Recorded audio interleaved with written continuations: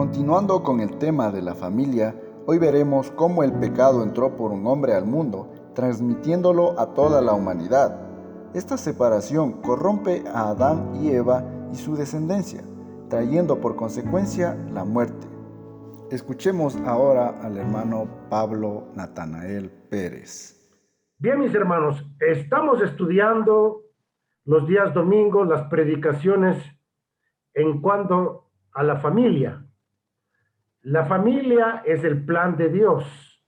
Hemos visto ya el tema de el diseño de Dios para la familia. Dios lo ha establecido desde antes de la fundación del mundo. Y en realidad damos gracias a Dios que ese fue el plan y el proyecto de Dios. Dios, desde antes de la fundación del mundo, Él ya había diseñado lo que va a ser la familia del futuro, la familia de Cristo con la iglesia. Vimos de que en el cielo, en el futuro, cuando ya estemos en la presencia del Señor, en la Jerusalén celestial, la esposa y el cordero estarán juntos. Vimos en Apocalipsis 19 que se va a realizar las bodas del cordero, y también vimos que un día la iglesia, la novia de Cristo, será arrebatada al cielo. Y hoy por hoy aprendimos que la iglesia es la novia de Cristo, la cual ha sido despojada y comprada con la sangre de Cristo. Pero también luego aprendimos, cuando Dios creó a Adán y Eva, Dios utilizó ese diseño que Él ya tenía desde antes de la fundación del mundo. Dios quiso que el matrimonio sea una relación entre Cristo y la iglesia. Entonces, muy importante para nosotros que podamos establecer esta realidad, la realidad de que el matrimonio es el reflejo de Cristo con la iglesia. Y decíamos que el matrimonio es temporal, que es hasta que las muertes los separe. El matrimonio no es por la eternidad, porque el amor es eterno, el matrimonio es algo temporal, que dura hasta la muerte, hasta que la muerte nos separe. En el cielo, dice la palabra de Dios, ya no se van a casar ni dar en casamiento, sino que allá estaremos nosotros para siempre con Él, unidos a Él, siendo unos con Él. Y la semana pasada vimos ya lo que es la caída de la familia, la caída del pecado, en el pecado. Vimos cómo Adán y Eva, pues fueron herederos ellos pecaron y se apartaron de Dios, y la naturaleza pecaminosa vino a ser parte de ellos, que aprendimos cómo afectó el pecado a la mujer y cómo afectó el pecado en el hombre. Y hoy vamos a mirar las consecuencias de la caída. La caída trajo consecuencias desastrosas de proporciones eternas. Y Adán y Eva fueron echados del jardín del Edén. Y Adán se convierte en el portador y transmisor del pecado y de la muerte. Abramos nuestras Biblias en Romanos, el capítulo 5, el versículo 12. Romanos, el capítulo 5, el versículo 12.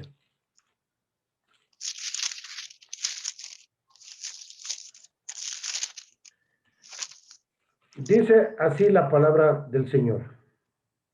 Por tanto, como el pecado entró en el mundo por un hombre y por el pecado la muerte, así la muerte pasó a todos los hombres por cuanto todos pecaron. Aquí miramos de que Adán y Eva fueron separados de Dios. Dice que entró la muerte. La palabra muerte significa separación. Fueron echados del jardín del Edén. Y el pecado trajo esta separación. Adán se convirtió en el portador de la naturaleza pecaminosa. Todos nosotros nacemos pecadores, porque desde la simiente de Abraham, toda la descendencia de Abraham hasta de Adán, perdón, de Adán hasta el día de hoy es pecadora. Todos nacemos con pecados. Todos nacemos destituidos de la gloria de Dios.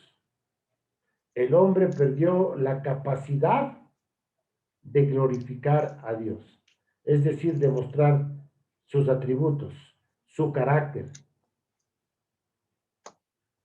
Y el hombre se constituyó en enemigo de Dios. Leamos eso en Romanos, el capítulo 5, el versículo 10. Dice, porque si siendo enemigos fuisteis reconciliados con Dios por la muerte de su Hijo, mucho más estando reconciliados, seremos salvos por su vida. Aquí vemos que el hombre es enemigo de Dios. Se constituye en un enemigo. Hemos sido separados de Dios. ¿Por qué nos constituimos en enemigos de Dios? Porque por naturaleza nosotros queremos ir en contra de la voluntad de Dios. Y en Romanos 5:10 nos enseña que la única manera en que el hombre puede ser reconciliado con Dios es por medio de creer que Jesús es su Salvador, que Él murió, que Él derramó su sangre para perdonarle, para limpiarle todo pecado y de esa manera volver a ser amigos de Dios. Entonces, miramos aquí cómo Adán se convierte en el portador, en el transmisor de la muerte y del pecado. El hombre y la mujer ahora tendrían la incapacidad de hacer la voluntad de Dios en sus propias fuerzas. Y eso es súper importante, ¿no? La Biblia nos enseña de que el hombre es depravado. Vamos a abrir nuestras Biblias en Isaías en el capítulo 1. Isaías en el capítulo 1. Versículos 4 al 6 dice, oh gente pecadora, pueblo cargado de maldad, generación de malignos, hijos depravados, dejaron a Jehová, provocaron a ira al Santo de Israel, se volvieron atrás. ¿Por qué querréis ser castigados aún? ¿Todavía os rebelaréis? Toda cabeza está enferma y todo corazón doliente, desde la planta del pie hasta la cabeza. No hay en él cosa sana, sino herida, hinchazón y podrida llaga. No están curadas, ni vendadas, ni suavizadas con aceite. Aquí aprendemos de que el hombre es depravado. La palabra depravado quiere decir que es incapacitado para hacer el bien. El hombre está incapacitado para hacer el bien.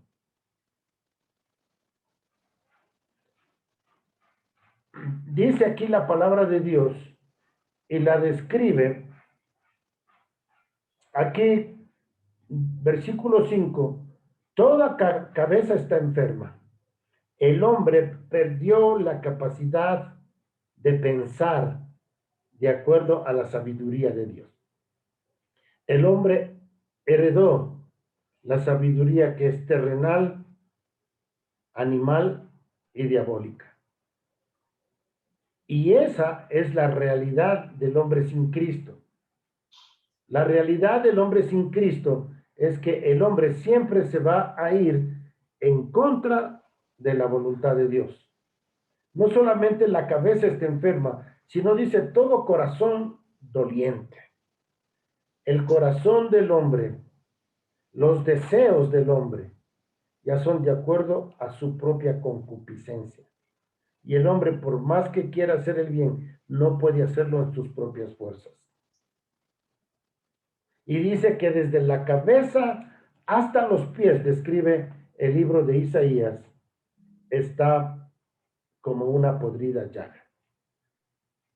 En Romanos capítulo 3, versículos 10 al 18, nos narra a nosotros una descripción de la depravación total del hombre.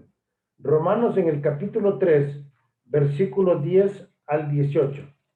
Dice así, como está escrito, no hay justo ni aún uno. No hay quien entienda, no hay quien busque a Dios. Todos se descarriaron y a una se hicieron inútiles. No hay quien haga lo bueno, no hay ni siquiera uno. Sepulcro abierto es su garganta.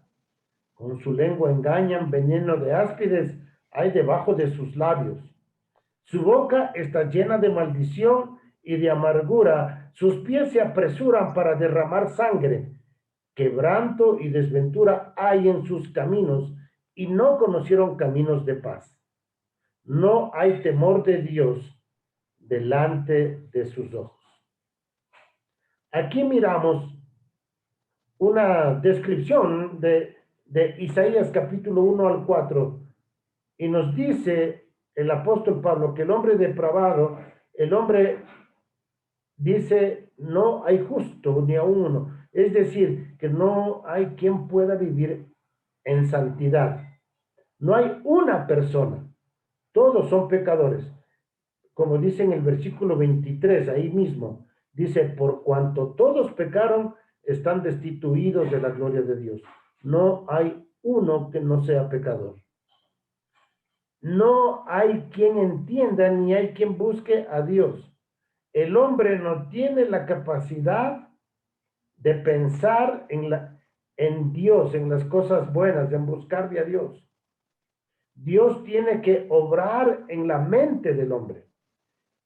Por eso la Biblia nos dice que el Espíritu Santo es el que le va a redarguir de pecado. Es Dios el único que puede hacerle dar cuenta al hombre que es pecador. Dice, no hay quien busque a Dios. Hermanos, el hombre no toma la iniciativa de buscar a Dios. Dios busca al hombre. Y Jesucristo dijo, yo he venido a buscar y a salvar lo que se había perdido. Si usted tiene algún familiar, algún amigo que no conoce a Cristo, empiece a orar por él, para que Dios obre, porque Él es el único que puede buscarle, encontrarle y salvarle, porque Dios de principio a fin es el que se merece la honra y la gloria por la salvación que tenemos. Así que solamente Dios es el que busca al hombre. Todos se desviaron, dice el versículo 12. A una se hicieron inútiles. El hombre ha sido inutilizado para poder glorificar a Dios. El hombre no puede darle gloria a Dios a menos que conozca a Jesús y Jesús venga a vivir en su vida, y de esa manera la gloria de Dios se va a manifestar en esa persona, en esa vida,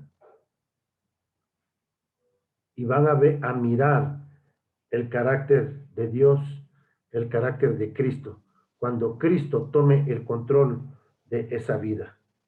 Dice aquí, no hay quien haga lo bueno, no hay ni siquiera uno. Hacer lo bueno tiene que ver con hacer la voluntad de Dios.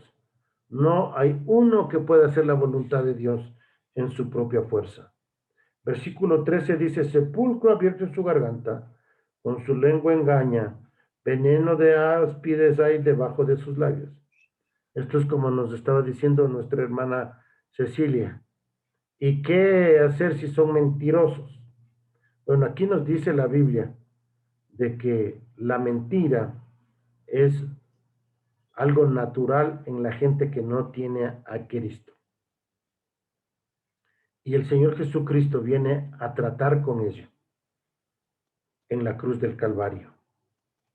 Dice, su boca está llena de maldición y de amargura, y sus pies se apresuran para derramar sangre. El hombre por naturaleza es envidioso. El hombre por naturaleza quiere hacer el mal. Y está dispuesto aquí hasta matar, como vamos a estar estudiando esta mañana. Quebranto y desventura hay en sus caminos, y no conocieron caminos de paz. No hay temor de Dios delante de sus ojos. Y estábamos estudiando esta mañana qué es el temor de Dios. Y les decía que el temor a Dios es estar conscientes que lo que Dios dice que lo va a hacer, lo hará. Sea para recompensa, para disciplina o juicio. Dios lo va a hacer. Si Él dice que va a recompensar a aquellos hijos que son obedientes, Él lo va a hacer. Si Dios dice que va a disciplinar a sus hijos que no le obedecen, Él los disciplina. Y si Dios dice que va a enviar al infierno a todos aquellos que no han creído en Jesús, lo va a hacer. Estar consciente de estas cosas es vivir en el temor de Dios. Entonces, Dios quiere que cada uno de nosotros estemos conscientes de nuestra incapacidad de hacer el bien, de que somos depravados, de que nosotros no podemos hacer las cosas que le agradan a Dios en nuestras propias fuerzas. Necesitamos de Cristo Jesús. Entonces miramos aquí que la familia, que el matrimonio sufrió un desastre de proporciones eternas. Yo debo creer en los tres. Entonces, vamos a mirar aquí. Yo voy a poner Entonces, algunas preguntas. Avísame para aclararte con el doctor Charles Stanley. Él te aclarará mi momento. Okay. bien, mis hermanos.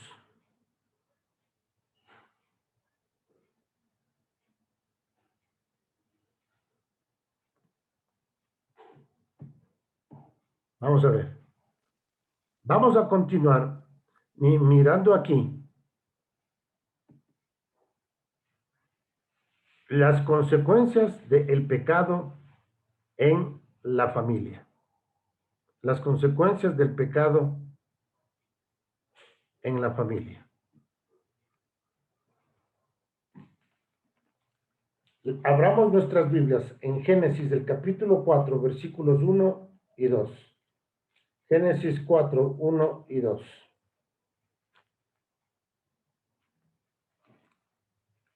Dice, conoció Adán a su mujer Eva, la cual concibió y dio a luz a Caín y dijo, por voluntad de Jehová he adquirido varón.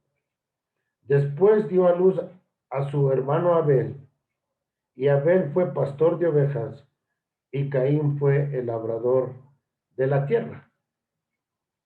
Aquí, en primer lugar, miramos cómo Eva toma la iniciativa para poner los nombres a sus hijos.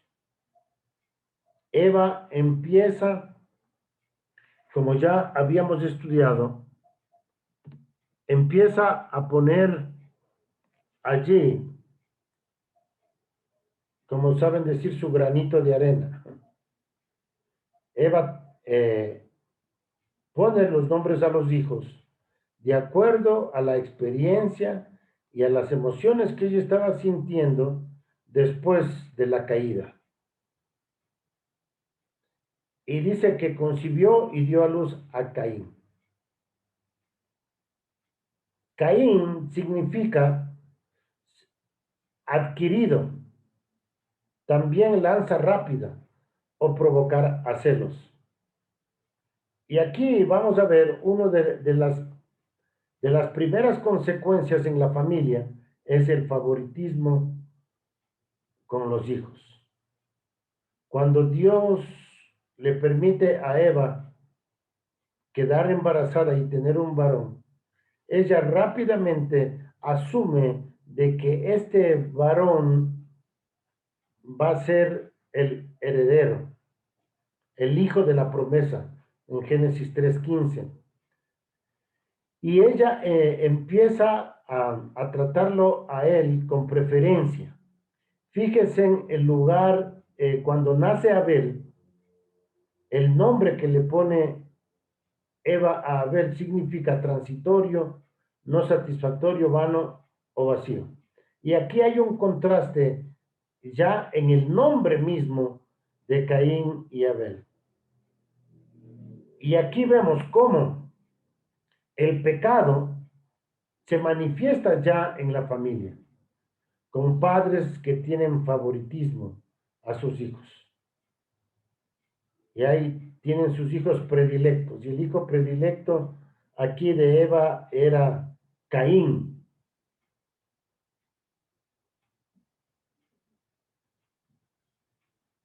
Vamos a continuar leyendo en Génesis 4, versículos 3 y 4. Dice, y aconteció andando el tiempo que Caín trajo del fruto de la tierra una ofrenda a Jehová, y Abel trajo también de los primogénitos de sus ovejas, de lo más gordo de ellas, y miró Jehová con agrado a Abel. Entonces, aquí miramos el comienzo de la adoración no genuina.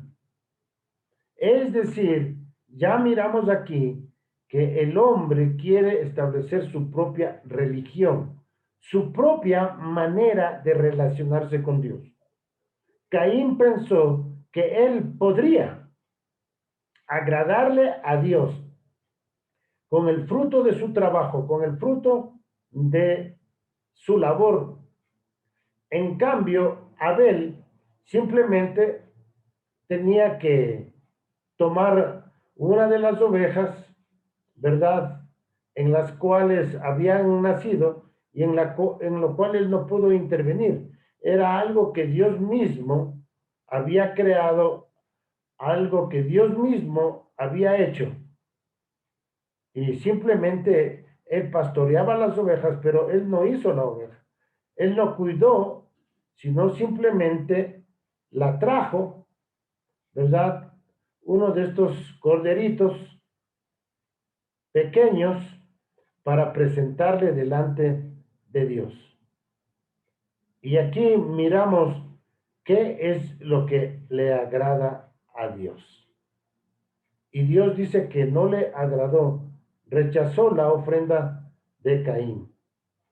Y miramos aquí cómo Dios recibe. Recordemos un poquito de lo que ya estudiamos de Adán y Eva, de que Dios les había dado pieles a Adán y Eva para que ellos se cubrieran el pecado, cubrieran sus cuerpos y también de alguna manera cubrieran su pecado. Dios no aceptó las hojas de higuera. Y aquí miramos en manera similar cómo Dios acepta el cordero y no acepta el fruto del trabajo de Caín. Esto nos enseña de que ya había en la mente y en el corazón de Dios la manera en que los hombres podrían agradar a Dios. Y esto es a través del sacrificio de un cordero. Todo esto apuntaba al Cordero de Dios que quita el pecado del mundo. Todo esto ya nos ponía en la perspectiva correcta de que Jesucristo sería el medio, el camino, la verdad y la vida, el sacrificio perfecto para que el hombre pueda tener una relación con Dios. Entonces, miramos, mientras se va desarrollando esta historia, nos vamos a ir dando cuenta de que el pecado vino a dañar, a destruir lo que Dios había diseñado para la familia. Pero siempre vamos a mirar el lado por el cual Dios quiere que vaya, y siempre también vamos a estar mirando el lado opuesto a la voluntad de Dios. Y en este caso vemos de Caín y de Abel. Ahora vamos a mirar el primer asesinato aquí en la Biblia. Y dice en el versículo 5, les voy a leer hasta el versículo 13. Dice, pero no miró con agrado a Caín y la ofrenda suya, y se ensañó Caín en gran manera, y decayó su semblante. Entonces Jehová dijo a Caín, ¿por qué te has ensañado? ¿Y por qué ha caído tu semblante? Si bien hicieres, no serás enaltecido, y si no hicieres bien, el pecado está a la puerta. Con todo esto, a ti te será tu deseo, y tú te enseñorearás de él. Y dijo Caín a su hermano Abel, salgamos al campo.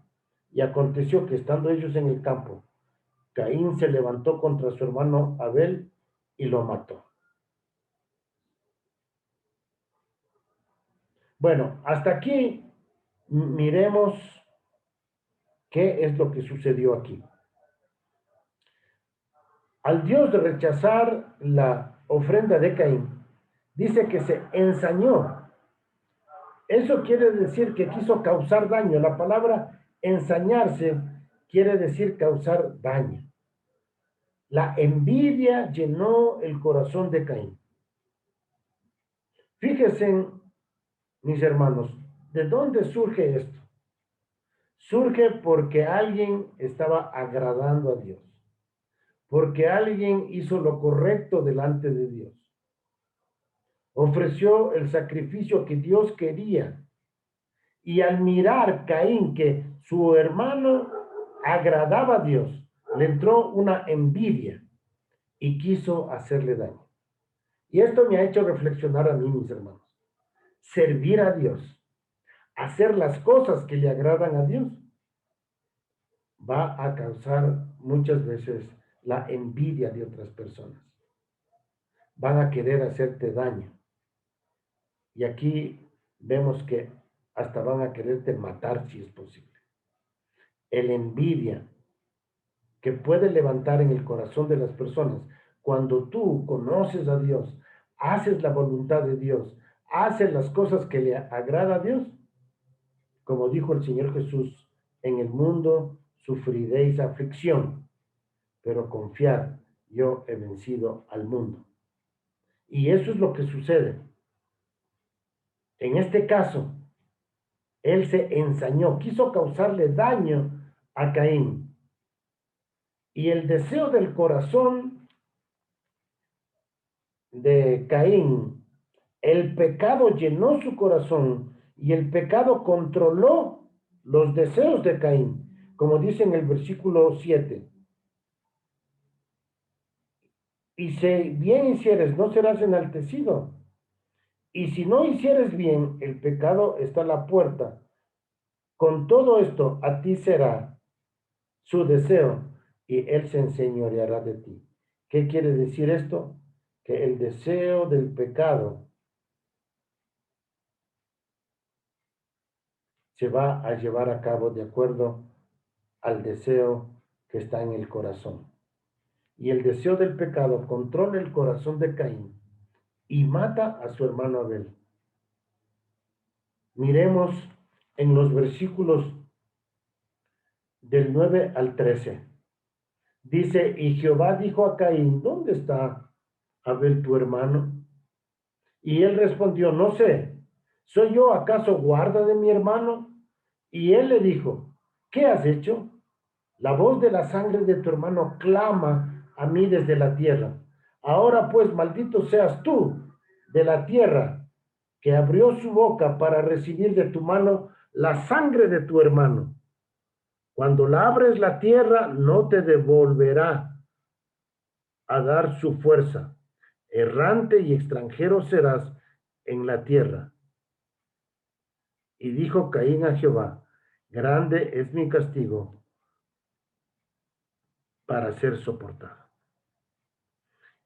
Y aquí miramos cómo el pecado debilita, cómo el pecado hace que tú te sientas perdido, que no te halles a ti mismo y vas a estar intranquilo. La consecuencia del pecado en la vida de Caín fue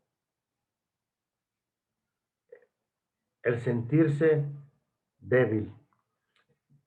Dijo el Señor, tú vas a trabajar, pero la tierra no te va a devolver. Va a ser inútil el trabajo que tú hagas. Recuerden de que las habilidades que tenía Caín era trabajar la tierra. Y escuchar eso me hace recordar lo que Dios le dijo a Adán también. Cuando él había pecado, también le dijo que desde ahora en adelante tú vas a ganar el pan con el sudor de tu frente. Maldita será la tierra, dice, por tu causa. Con dolor comerás de ella todos los días de tu vida. Y algo parecido le dice a Caín, cuando tú labres la tierra, no te volverá a dar fuerza. Y qué tremendo, mis hermanos, cuando nosotros vivimos en pecado, aún nuestro trabajo nos hace sentir debilitados. Pero cuando somos hijos de Dios y trabajamos para darle la gloria a Dios, como dice la Biblia, todo lo que nosotros hagamos debemos hacerlo como para el Señor y no para los hombres. Y cuando trabajamos para el Señor y para darle la gloria a Dios, nos vamos a sentir con fuerzas. No nos vamos a sentir perdidos, vamos a sentir que estamos trabajando con propósito y vamos a estar tranquilos.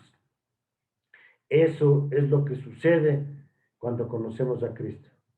Pero vemos aquí que el pecado vino a dañar la familia. ¿Cuál fue la decisión que tomó Caín en el versículo 14? Dice, he aquí me echas hoy de la tierra y de tu presencia me esconderé. La peor decisión que puede tomar un hombre es apartarse de Dios. Me voy a esconder de Dios. Seré extranjero, errante en la tierra. Y sucederá que cualquiera que me hallare me matare. Eso es lo que pensaba Caín. Pero vemos ahí que Dios tiene misericordia de Caín y le dice que le va a poner una señal para que nadie le mate. Dice versículo 15. Y le respondió Jehová, ciertamente cualquiera que matare a Caín, 7 veces será castigado. Entonces Jehová puso señal en Caín para que nadie lo matase, cualquiera que le hallara.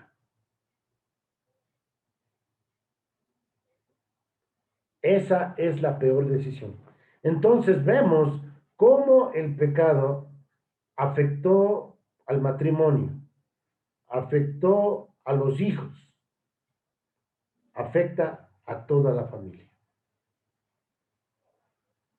Vamos a mirar ahora los siguientes versículos de Génesis capítulo 16 al 19. Dice, salió pues Caín de delante de Jehová y habitó en la tierra de Nod, al oriente del Edén. Y conoció Caín a su mujer, la cual concibió y dio a luz a Enoc. Y edificó una ciudad y llamó el nombre de la ciudad, el nombre de su hijo Enoc. Y a Enoc le nació Irad, e Irad engendró a Meujael, y Meujael engendró a Metusael, y Metusael engendró a Lamec. Y Lamec tomó para sí dos mujeres. El nombre de la una era Ada, y el nombre de la otra era Sila. Y aquí miramos cómo el pecado viene a distorsionar el diseño de Dios. Dios había creado que el matrimonio fuera entre el hombre y la mujer. Y Lamec fue el primer hombre que tuvo dos mujeres. Los descendientes de Caín crecieron sin adorar a Dios. No conocieron a Dios y empezaron a hacer las cosas de acuerdo a su propio criterio, de acuerdo a su propia voluntad.